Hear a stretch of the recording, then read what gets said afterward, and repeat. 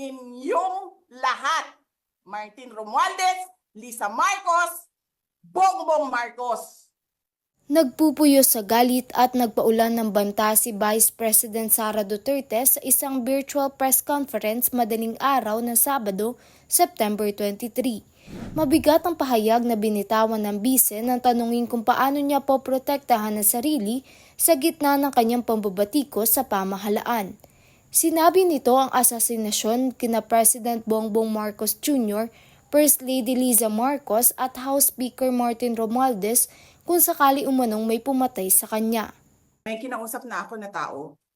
Sinabi ko sa kanya, kapag pinatay ako, patayin mo si BBM, si Lisa Araneta, at si Martin Romualdez. No joke.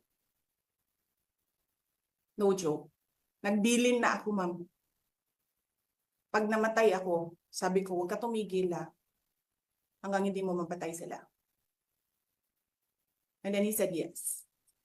Sunod-sunod ang paratang na binitawan ni VP Sara, partikular sa pamamahala ng Pangulo. This country is going to hell because we are led by a person who doesn't know how to be a president and who is a liar.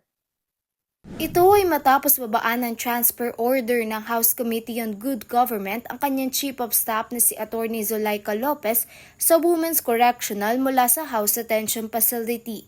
Nakadetain si Lopez matapos makontempt na sulatan niya ang Commission on Audit na huwag sumunod sa sabina ng Kamara sa pagpapasa ng audit reports ng OBP at DepEd sa paggamit nito ng confidential funds. Pinuna naman ni VP Sara ang House panel hearing dahil sa panggigipit at pamumulitika umano nito sa kanyang kampo. Giit naman ng komite na nag-iimbestiga ng OBP at DepEd funds ni VP Sara na ang paglipat kay Lopez ay dahil sa security issue. At kami nga po ay nagkaroon ng special session kagabi through Zoom, via Zoom po. At doon po sa aming pag-uusap, ang isa nga po sa mga napag-usapan ay yung security risk. Hindi lamang po ng ating House of Representatives, pati na rin po ng ating Vice President.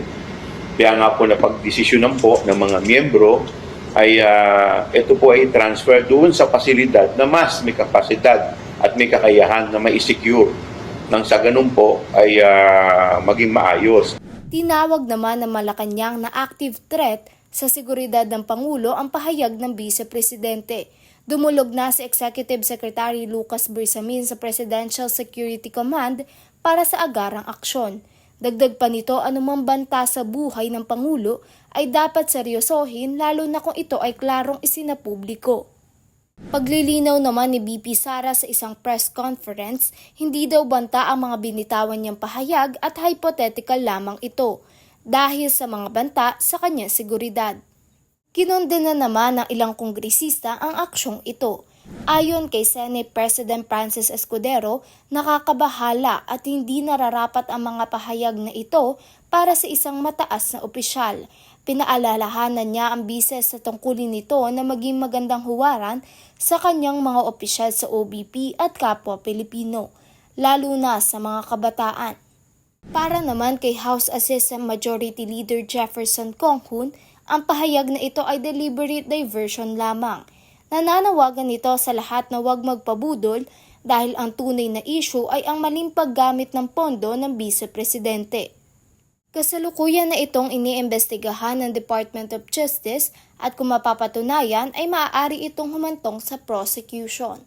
Aina Concepcion, Anino Media.